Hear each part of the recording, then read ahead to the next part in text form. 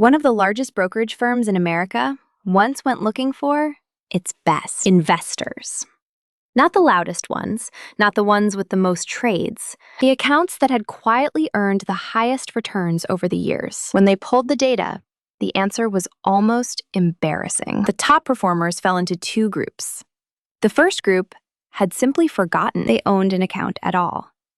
The second group had died, and their heirs had not yet claimed the money. The winners were the people who did absolutely nothing because they were not around to interfere. Sit with that for a second, because it breaks almost everything you have been told about money. We are trained to believe that wealth is a reward for effort, that the person who studies harder, watches the market closer, and reacts faster should end up richer. In long-term investing, the opposite is true. Effort and returns are not just unrelated. They often move in opposite directions. The more you touch your money, the worse you tend to do. Today, I am going to show you the laziest, legitimate way to turn $10,000 into $400,000.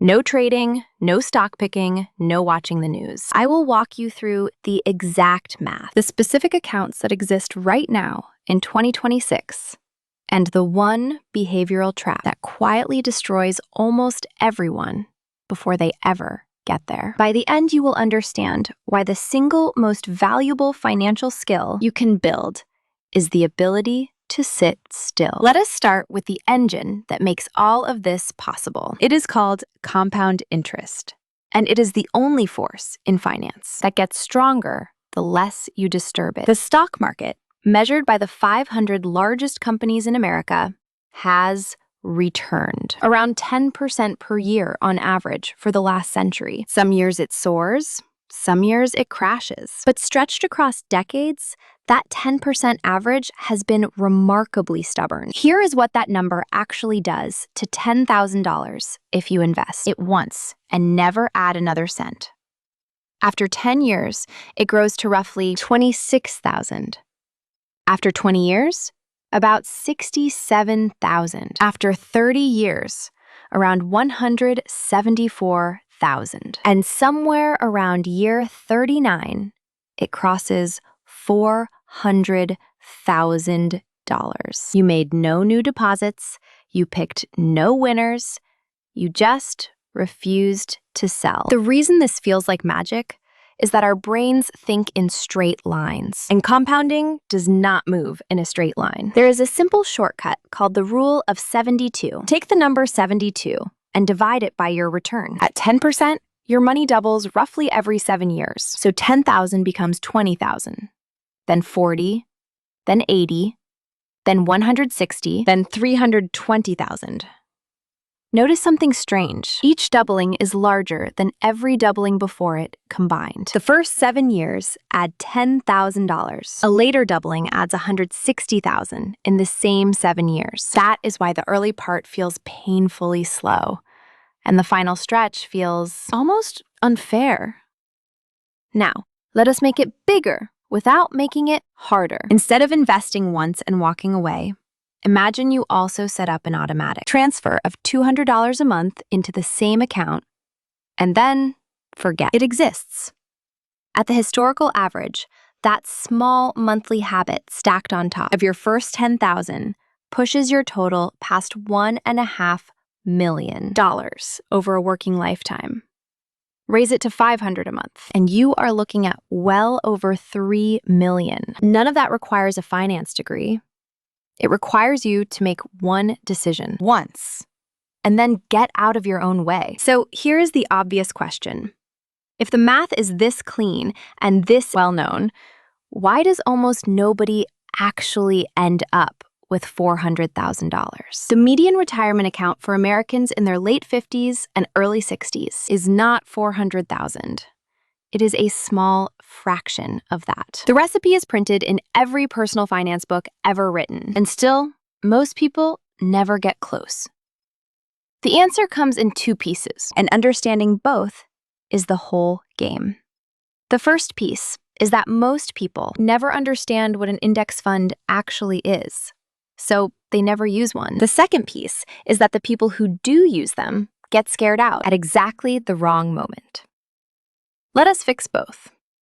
Start with the engine itself. An index fund is nothing more than a basket. Instead of trying to guess which single company will be the next giant, you buy one fund that owns a tiny slice of every large company at once. When one company inside the basket collapses to zero, you barely feel it, because it was a rounding error inside thousands of others. When the economy as a whole grows, your basket grows with it. You are not betting on a horse. You are buying the whole racetrack. Here is why that matters more than anything a professional could tell you. The people whose entire job is picking winning stocks are terrible at it. There is a long-running scorecard that compares professional fund managers against a simple index. Over a recent 20-year window, more than 9 out of 10 professional managers failed to beat the basic index.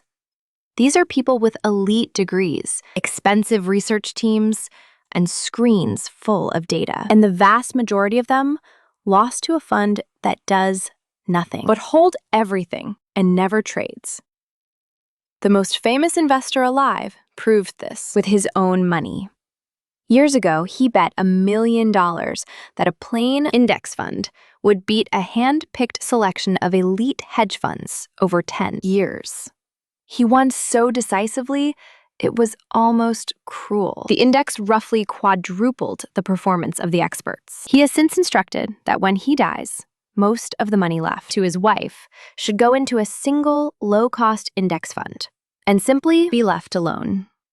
The richest investor of his era recommends the laziest possible strategy. That should end the debate.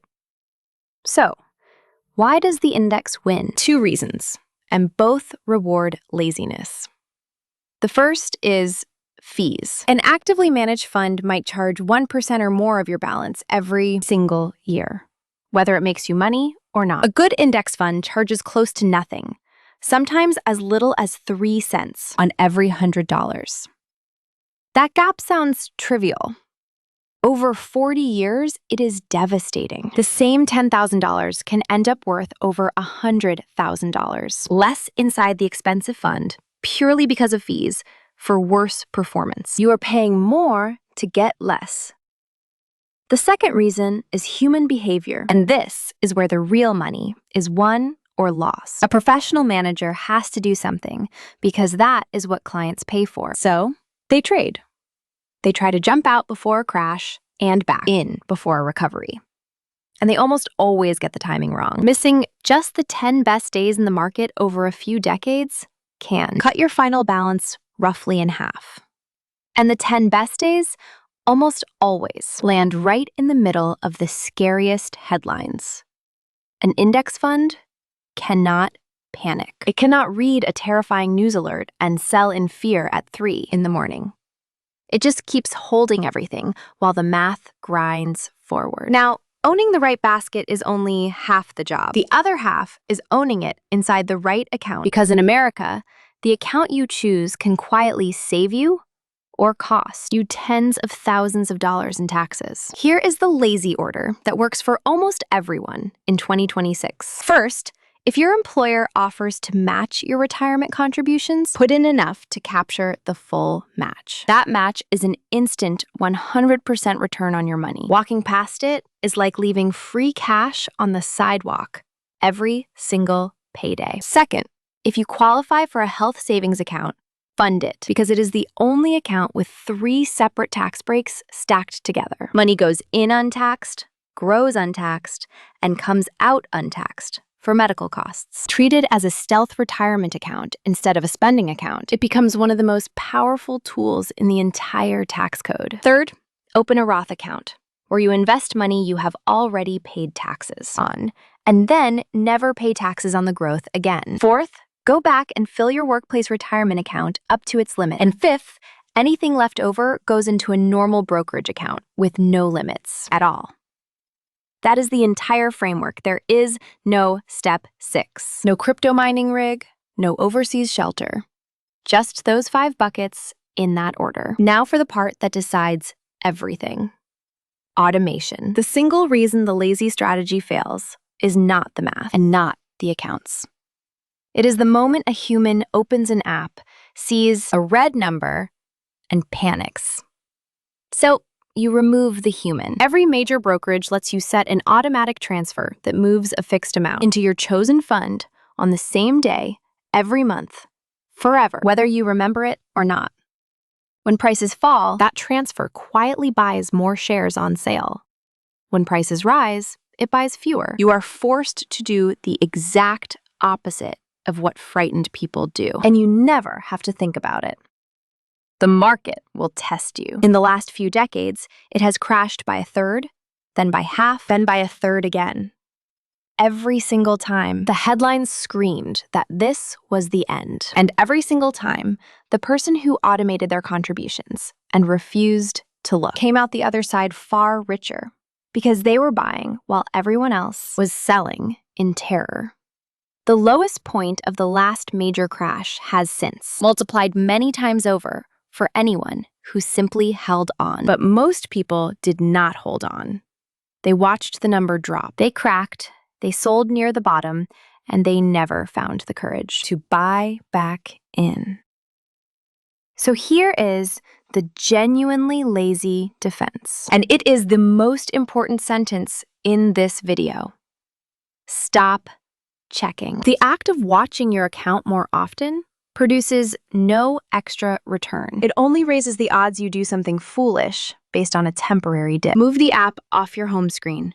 Turn off the alerts. Check once a year if you need to feel something. The investors who earn the most are consistently the ones who look the least. As for what to actually buy, you really only need to know two lazy options. The first is a single target date fund. You pick the year near your retirement, buy the matching fund, and it automatically holds a sensible mix and slowly grows more conservative as you age. You do nothing. The second is a simple three-fund combination of a total market fund, an international fund, and a bond fund, rebalanced once a year. Both beat the vast majority of complicated strategies. Both will carry you to 400,000 and beyond if you simply leave them alone. There's one last thing I have to tell you, because without it, everything else is useless. The lazy strategy assumes you actually have the money to invest and the discipline to leave it there. And that is where almost everyone quietly loses. The $400,000 machine is constantly under attack, not by the market, but by ordinary decisions dressed up as progress. The car payment everyone swears is normal. The house that swallows half your income. The lifestyle that expands to eat every raise. Each of these is perfectly sized to drain the exact money that was supposed to go into the machine. Knowing what an index fund is takes 30 seconds. Protecting the money that feeds it is the real work of a lifetime. So this is the whole strategy, laid bare. Buy the entire market through one cheap index fund. Hold it inside the right accounts in the right order. Automate a small monthly contribution. And then do the hardest, easy thing in the world. Nothing. The market has quietly minted patient people into millionaires for 100 years. It does not require your attention. It requires your absence. Stop overcomplicating it. Step into the machine and stop interrupting it. I will see you in the next one.